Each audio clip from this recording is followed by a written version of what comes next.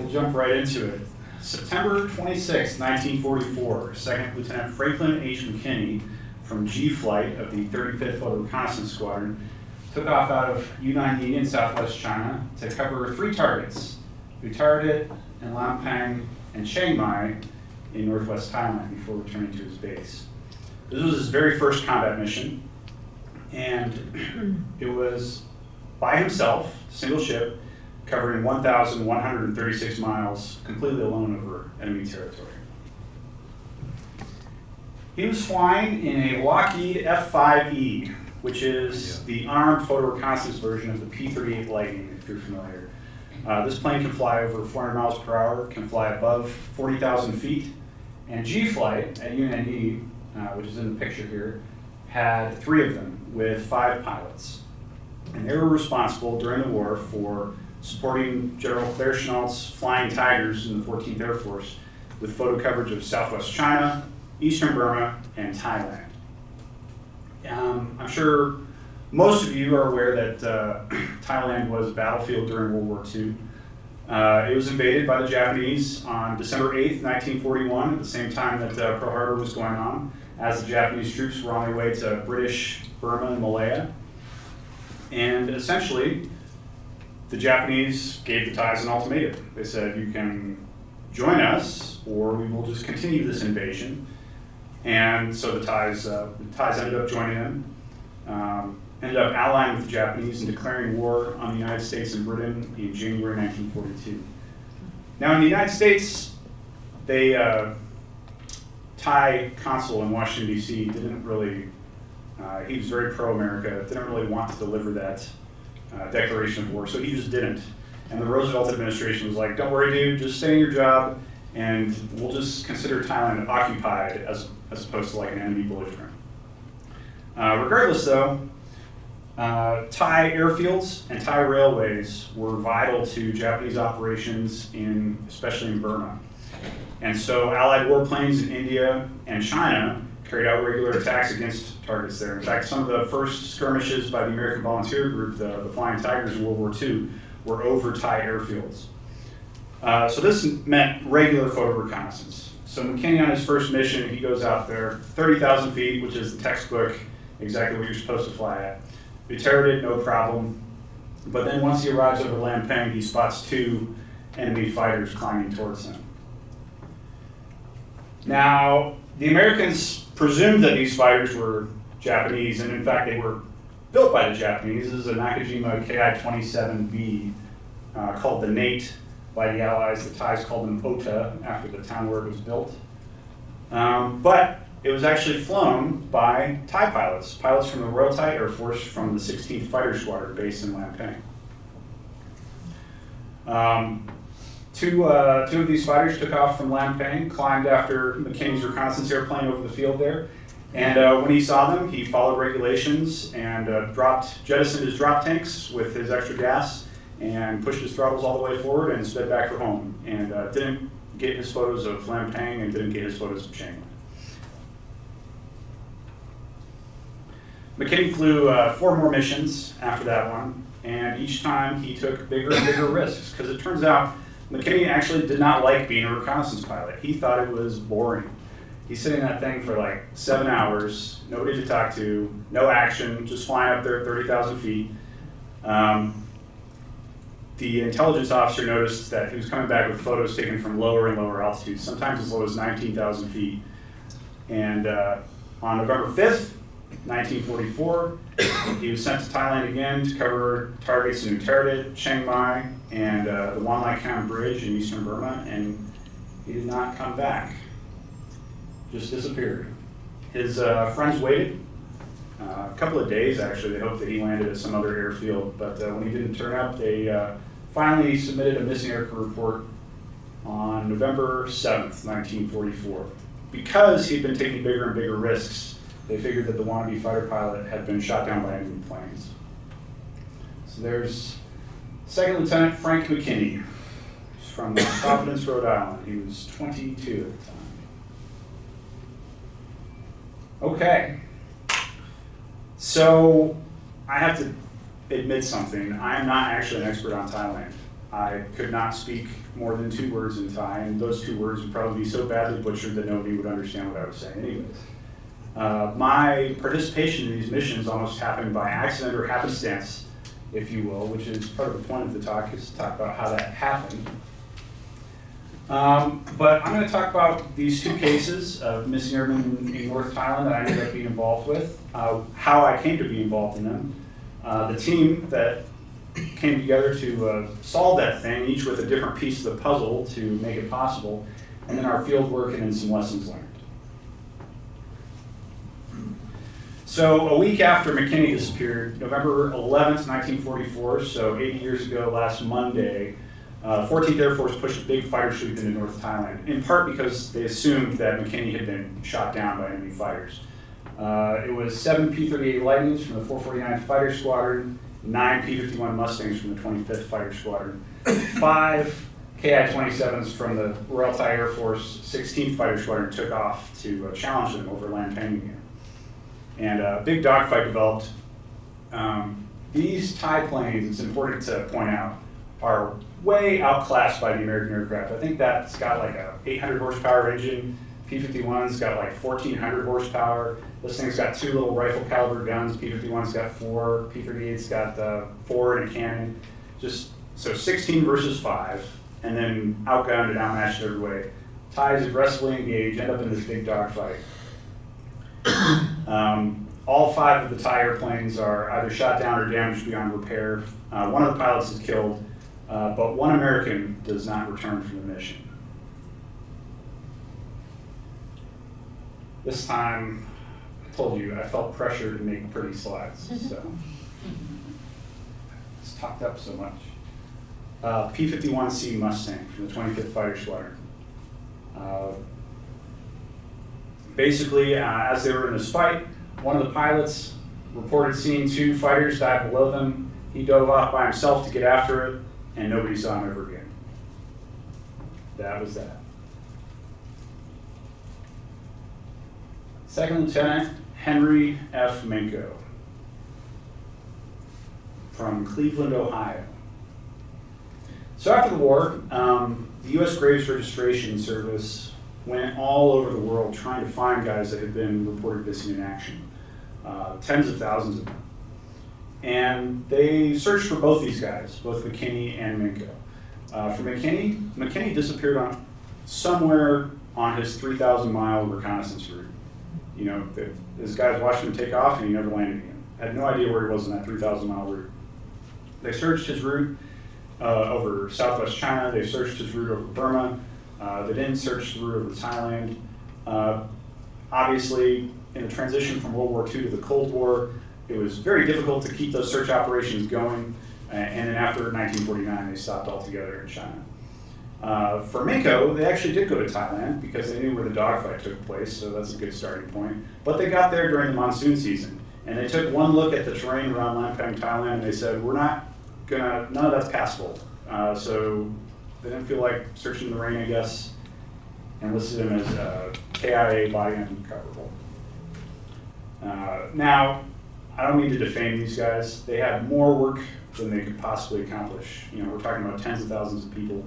And this is basically a resource management decision, right? They're like, we can try and find this guy in the monsoons, in the mountains, in North Thailand, or we can go after more promising sites where we know where the guys are. And they ended up bringing back 555 bodies from those listed as missing in action in China. So they did good work. But these 2 guys remain missing. Okay, so how did I get involved in this? I'm sure we're all wondering that. Yeah.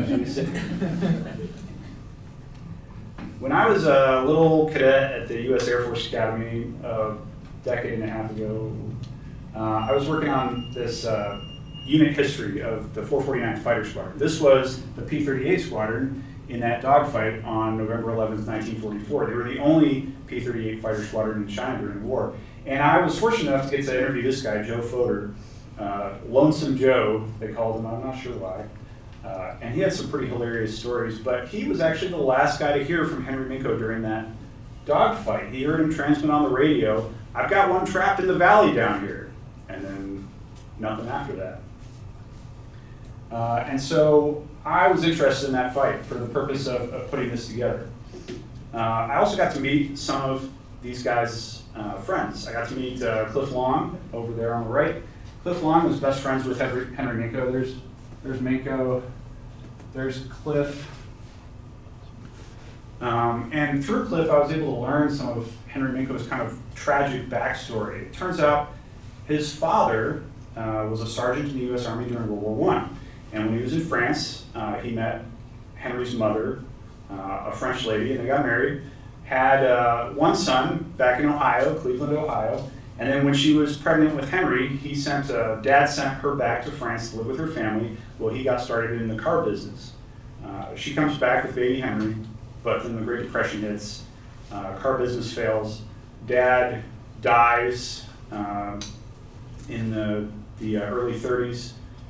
No explanation given. I've often wondered if it was suicide because his business failed. World War II comes along. John, Henry's older brother, is drafted. He ends up serving as an aerial gunner in B-17s. Because Henry is the only other son of a widow, he is exempt from draft. But he doesn't want to sit this one out. So he signs up anyways, which really made his brother mad, and they never ended up reconciling. Henry was actually pretty experienced. He had 70 combat missions in a P-40. But what was interesting was he was not experienced in flying a P-51. They had just picked them up. He had less than 20 hours in it, and they were given no training in the new airplane. They're just like, here's your new planes, good luck, boys. And that was that. But he'd also become depressed. And Cliff told me that about 2 weeks before this mission, Henry told him that he had a premonition of his own death. I also got to meet and know well Sterling Yogi Berra here with a pretty killer mustache there. And he was Frank McKinney's best friend. McKinney was the only non-Southerner in G-Flight. Everybody else was from like Texas or Florida or Alabama. McKinney was from Rhode Island, and they got to the tropics, and I guess he was suffering, and everybody was making fun of him all the time. But he ended up becoming good friends, and that's where I found out that his friends had actually become worried about his kind of hot dogging, flying lower and lower, taking risks. And Yogi had counseled him several times about like, hey man, you gotta fly at the right altitude, like this is dangerous. So I had interest in these stories before even getting involved in these searches because I knew these guys that had a personal stake in it. And in part because of their personal stake for my master's program, I ended up doing research in China to look at what happened to guys that were reported missing in action there. And so in 2017, I went to China and got to interview a bunch of guys who actually participated in the rescue of American airmen during the war. And I put together this database that had 680 aircraft reported missing on combat missions in China during World War II. That's 1,832 airmen. These are combat missions only. It doesn't involve the transports flying from India to China. 53%, if they were shot down or declared missing, 53% were either killed in action or are still missing in action today. What's interesting is that is pretty consistent with if you look at Europe during World War II. And that makes sense, right? It's a dangerous business. If you got reported missing, it's probably because somebody was trying to kill you, which definitely affects your life expectancy. But what's interesting is in Europe, if you survive the crash or bailout, you had about a 1 in 5 chance of a friendly underground organization bringing you back to Allied lines. In China, if you survive the crash or bailout, you had a 90% chance of being brought back to friendly lines. I mean, these guys basically landed on top of Japanese troops. It was just bad luck. But while I was there in China in 2017, I was really interested in looking at these 400 some odd folks that are still missing in action there. And I was in particular looking at that Yunnan province in southwest China. There's a big cluster of folks that are still missing there.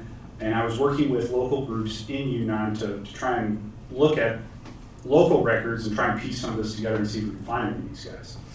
And it was going really great. And I made a lot of connections, and it looked like we were going to move forward on several specific cases. And then literally 2 weeks after I got home, the trade war started, and it was all gone, just flushed down the toilet. Such is life, right? But one door closed and another one open. And what's really interesting is if you look at this map, there's two little dots down there in North Thailand. And about 2 weeks after China shut down to me, Thailand opened up. Now, I have to admit, I've been corresponding with the Royal Thai Air Force Museum since I was a cadet because I wanted to know about that dogfight. And when I was a cadet, the guy on the right there, Sakne Promtep, Sak, was a group captain, the equivalent to a colonel in the U.S. Air Force, and he was the director of the museum. And the history of the Royal Thai Air Force is a pretty thin field that consists of Sak. So my luck in hitting it when he happened to be the museum director is just phenomenal. He's still, the Thai Air Force, he's been retired for several years now. They just keep him cranking out books about Thai air power. He's like, we gotta create a program so that more people come after me. And they're like, nah, don't worry about it. You'll write all the books, it'll be fine. You die, we'll have the books, no problem. But it turns out this dogfight was pretty famous in Thailand because it was really their only dogfight from World War II. And it ended up involving some pretty famous people. The squadron commander of the 16th Fighter Squadron, Chalermgyat Watanagrura, ended up becoming the commander of the Thai Air Force in the 1960s, the late 1950s. And the pilot that apparently shot down Henry Minko, Kamrat Blinkum, had shot down a French airplane in the 1940s. And so he actually has more air kills than any other Thai pilot. And in fact, what I found out from Sak was that he left a written account of this dogfight. And essentially, it turns out that Minko, diving after this guy himself, Kamrat flies up this narrow valley towards this big ridge, and Minko in his Mustang, which is significantly faster than a Ki-27 and significantly faster than a P-40, which he was used to, ended up overshooting the Thai airplane, having to pull up to avoid hitting the terrain and just put himself right in the gun sights of Kamrat, who, he's like, okay, I'll take the shot. And so he shot him down, he opened fire, and the plane just rolled over into the mountain there. What was interesting, though, was that's kind of like, besides those anecdotal stuff, that it just kind of stayed in stasis for a while. I will say I was able to provide some stuff back to them, which they very much liked. This is from the American Combat Report. The Americans thought they were fighting Japanese pilots. And Japanese pilots, by this point in the war, were pretty low quality. They were just cranking those guys out with less than 100 hours of training. And so this report, the Japanese pilots were very aggressive and eager to fight and would press the attack. The Thais love that. They have that hanging in the museum now. They're like, yes, very aggressive. Take that, Japan. I was also able to find this reconnaissance photo. This was actually taken 30 minutes after the dogfight. And what's crazy is that is Chalermgyat's airplane that crash landed on the field after being shot down. And then you can see this other one that got its engine knocked out and didn't quite make the runway. Both those guys survived. So I felt like I did my part and helped out the Thais. Well, our first breakthrough was in 2012. The basement flooded in the Royal Thai Air Force Museum. They had to move a bunch of records upstairs. And over the course of the next several years, they started finding these reports of telegrams from local sheriff's departments throughout Thailand, where the sheriffs were the ones who had responded to these crashes. And so this was big because finally we had place names where we could start looking. And we had identifying features of the airplanes. For example, on McKinney's reconnaissance plane, Chalermgyat actually ended up being driven down there to identify the plane and actually gave the tail number. You can kind of see here, this plane has a black number right there. That says 803. What's interesting is in McKinney's report, it doesn't mention that number, it just mentions the serial number of the airplane, not the number that's on the tail for the squadron to identify. But because I had the combat reports, I could see what that was because that plane wasn't used again after that mission, right? And so Chalermgyat says number 811 on the tail. That's the plane that was missing. 2 kilometers from the town of Mae Khoa, which is about 20 clicks southwest of Lampang. They had this report on the P-51. They actually ended up taking part of the wing and some of the machine guns from the crash site. The only problem is that most of the names in these reports are local names, not names that you can find on a map. SAC is looking at these and he's like, I have no idea where these places are. So we were kind of stuck for a while. And we had to find some other people to help us fill in the extra stuff. So here's our little team of misfits here. I promised some great animations, and I delivered.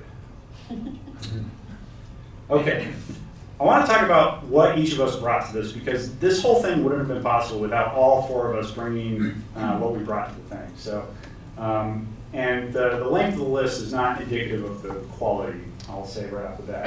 So I have all the American stuff. I had the American reports, I had the official histories, I talked to survivors of the dogfights, etc. I also had contact with the family members of these two MIAs, or at least one of the MIAs that were still around. And I was in touch with DPAA, the Defense POW MIA Accounting Agency, which is the US government agency that's actually still looking for MIAs today. I do not work for them, I do not speak for them, I should have said that at the beginning.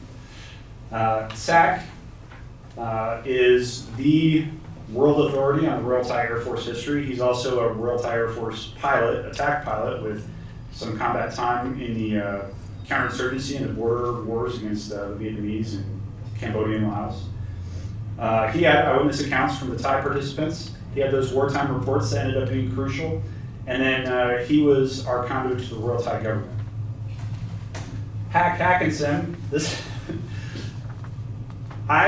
he is a retired engineer, like a civil engineer that worked in Saudi Arabia for most of his career and retired to Thailand because of the quality of life and because he liked it. But is just one of those guys who is endlessly curious, and so he decided to explore the history of North Thailand. He's not a historian or anything, and I came across him because he had documented several bridges that P-38s had attacked during the war and the existing damage. And so we started emailing, and he has an inquisitive mind, he had time, and then he just, he has nothing to do but try and solve these mysteries. And so he ended up just doing kind of the shoe leather, walking across, parts of North Thailand with these reports saying, have you ever heard of this place? Do you know where this place is?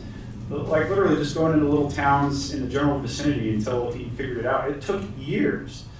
I cannot stress how bored he was to be able to accomplish that.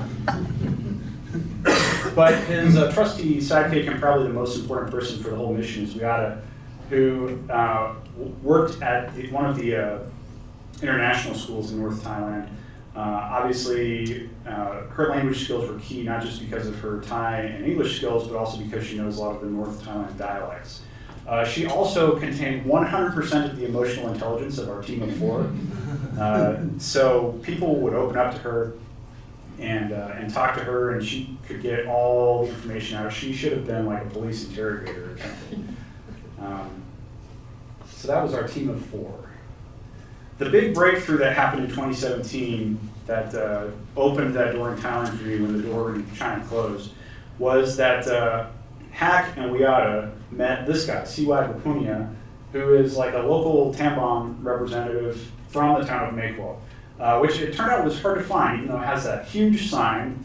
It turns out that there's two parts of the town, and part of the town is on one side of the highway that's newer, and they don't actually have any institutional memory of the crash there. But then once they wandered onto the other side of the road, randomly, they met this guy who, it turns out, his great aunt was a witness to the crash. And so that got things spooling. So I got in touch with DPAA. Now what's interesting is DPAA actually has a detachment that's in Thailand. It's called Detachment 1. The problem is that they're not there for stuff in Thailand. There are not a whole heck of a lot of American MIAs in Thailand, but Thailand is permissive for the US government, so they use that as a staging point to get into Burma, Cambodia, and India to do cases there. So as I told them about these cases, they said, that's great, we will try and get some funding to do a site survey. And they could not get funding for the site survey because the other stuff was higher priority, especially with the political impetus behind Vietnam era sites. So eventually, I said, you know what, just send me your site survey checklist, and I will just go do it. And we'll see if we can move this thing along. Now, again, I'm not trying to throw them under the bus, because just like graves registration, these guys have more work than they can possibly do, and they are kind of reactively moving from thing to thing as it reaches the top of their inbox. There are over 80,000 US MIAs from wars dating back to World War I all over the world. It is just an impossible job. And in fact, one of the big things about this sort of private research that our little team of 4 did for them is it shows that a lot of these things there is actionable information out there, but it takes people being interested enough in particular cases to develop it out enough for the government to actually get after it. So in 2018, the very next year, I flew out to Thailand, and we got out in the field, and we got to meet Phong Minh Ma, who was in her early 20s at the time of the crash in Mae Kua, and remembered it vividly. Remembered a lot of things vividly. She was great, but this is not an accurate photo, by the way. There we go.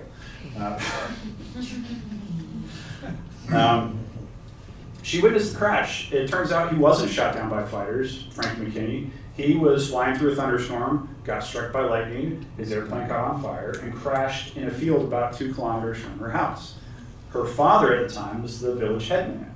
And so she actually personally went out to the crash site. She saw the wreckage, she saw the body, and she remembered her father meeting with the sheriff, meeting with the Royal Thai Air Force, and they decided to cart the wreckage away, but to cremate the body and bury it on the site.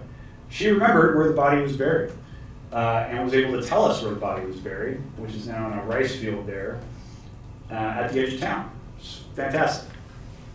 So we provided that information to DPAA.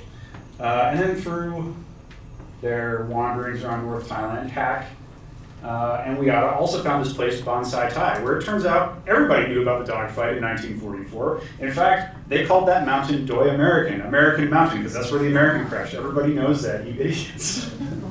Okay? You just got to ask the right people, it turns out.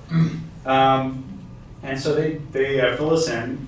We did not, in 2018, go up to the site. I was just there to find out who owns land, who to talk to, essentially doing the site survey checklist. They brought us to this spirit house that's at the trailhead to get up there, and so I marked that for the team.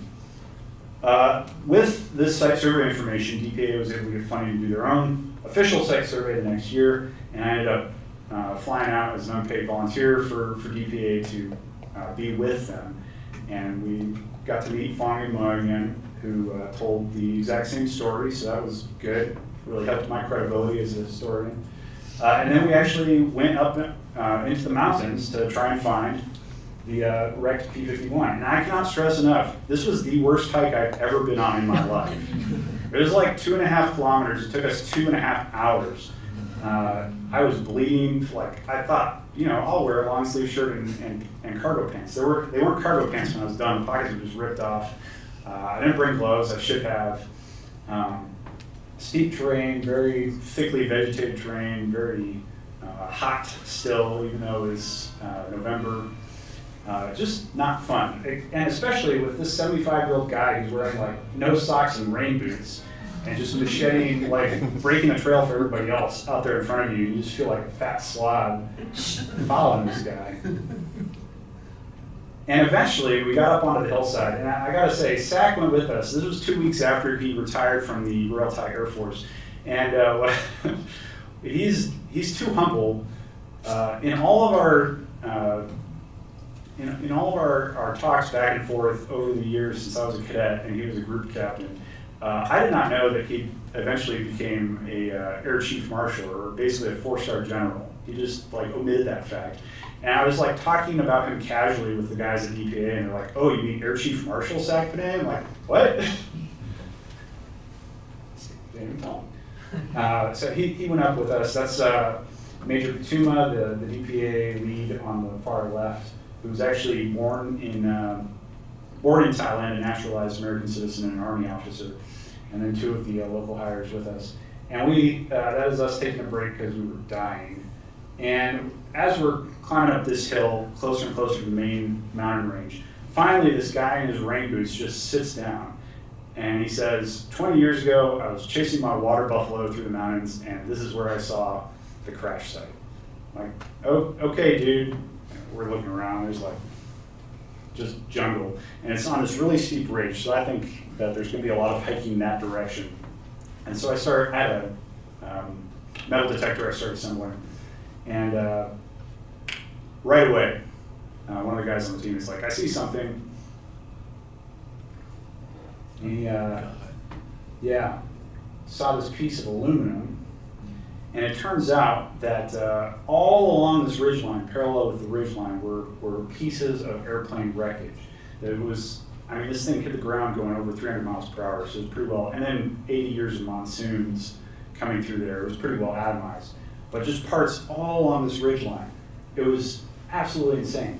And then it turns out that it was relatively undisturbed by locals too, who in a lot of cases, like plunder sites for, this good aluminum, you can make a lot of stuff out of that. But Henry Minko, unlike McKinney, was not cremated.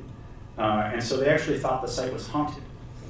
And so they left it largely alone. And our kind of smoking gun, if you will, is we found this piece from the engine compartment that still had its data plate, which was readable on it, that proved that this was a P-51C Mustang. There's only one P-51C Mustang missing in North Thailand, even though DPA can't say anything until DNA proves this, that, or the other thing. As a private historian, I'm very confident that this is Henry Minko. Now, as to the site's hauntedness, I will say that Sak Panay was the first Thai Air Force pilot there since the crash, and as we were leaving the mountain, he stumbled and actually broke his arm. So, take that for what you will, but I don't know if Henry was getting his revenge there. But there we are with the medal that we found. Okay. That information allowed DPA to actually go to excavations, and there was a COVID gap, as the entire world experienced. So they weren't able to get out there until 2022, but they did McKinney's site first, because it's like 2 kilometers from the highway and it's flat, so it makes sense. They actually found human remains where Fangima remembered him being buried 80 years before. So I don't know what she does for her memory, but damn. They did repatriation. There's Sak Panay talking at the repatriation ceremony. The remains that they found weren't enough to conclusively prove with DNA evidence, so in a couple years they're going back to try and get some more. But overall, a success story. And then just this year, we went back. This was pushed off because it was so hard to access. They ended up having to get the Thai Forestry Service, who were awesome to work with, by the way, and they made it much more accessible. They cut steps and put all these rope guides up and everything to get there. Still a really tough hike. You can see Hack's not having a good time. Smile, Hack. There we go. But they actually set up the excavation here, and you can see how steep this is. And so they've got all this roped off, as you do for any archaeological dig, and they're filling the buckets. That's the U.S. Ambassador Godek. They're doing some shovelfuls for the camera. Good on him with the archaeologist. And then you essentially just sift through this stuff, trying to find parts of airplane and or person. And it's just a very laborious job. And so these are all active duty military folks, besides 2 contractors that work at DPA in Hawaii, who are just doing this as a temporary duty, and then they'll go back to their regular job. Fantastic, hard workers and everything like that. And they found a lot of good stuff that was on Henry's body or within his reach at the time of the crash. This is the RPM gauge. There were a lot of pieces of gauges from the instrument panel. There was his glasses, the wire rims of his aviator sunglasses. They found those. They found a piece from the grip of his .45 caliber pistol. They found a piece of the control stick, which was in his hands at the time of the crash. So they're very close, but in the 8 weeks that they had to be there, they did not find any what they call ferrous material, so bone or tooth material. And so they're going back in March of this next year. to try and keep it going. Okay, look at this. See, we're getting there on time. What did I get out of this? I started this by kind of caveating that I'm not a Thailand expert. I think that sometimes we silo ourselves into our sort of areas of expertise and potentially miss out on opportunities. This came from an unexpected direction. It wasn't just me, but several folks that participated stepped off into something that wasn't really their area of expertise, and it really paid off. You know, we each brought something, and we kind of made up for that lack of expertise that any one of us had by filling in together.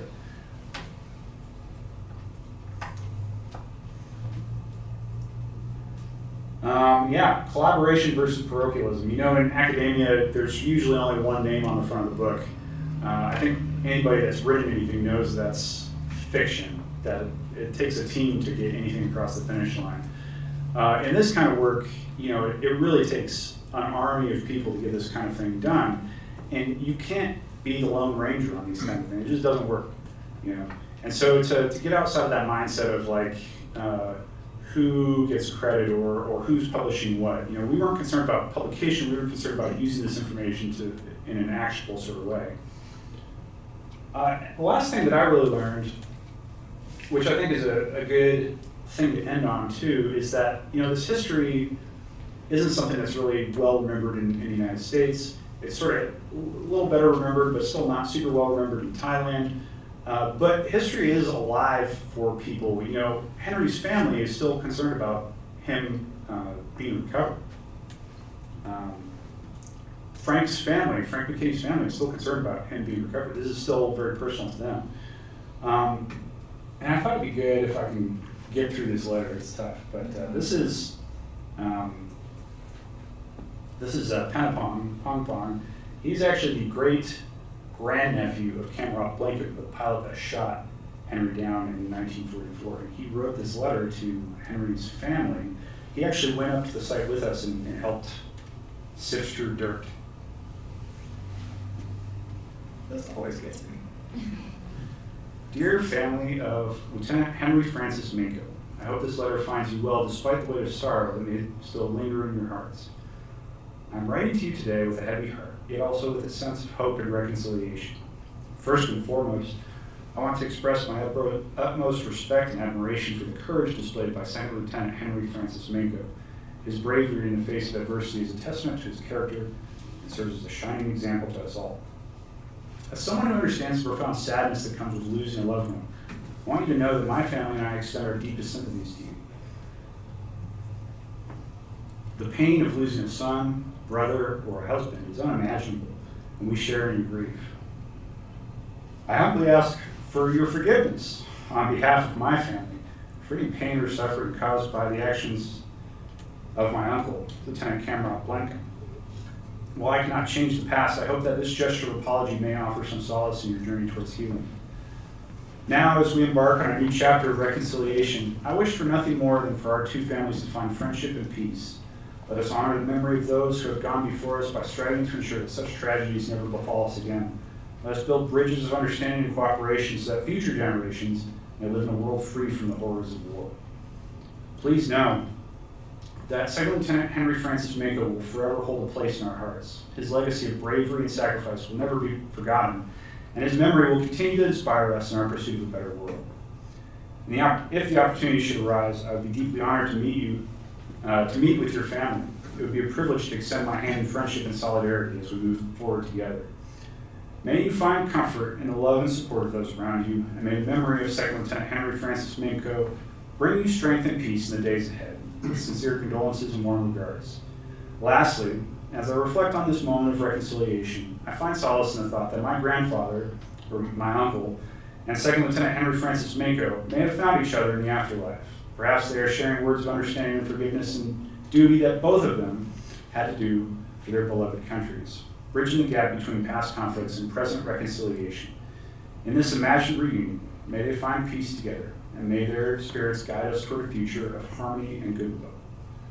Panapong Plunkum. And with that, any questions?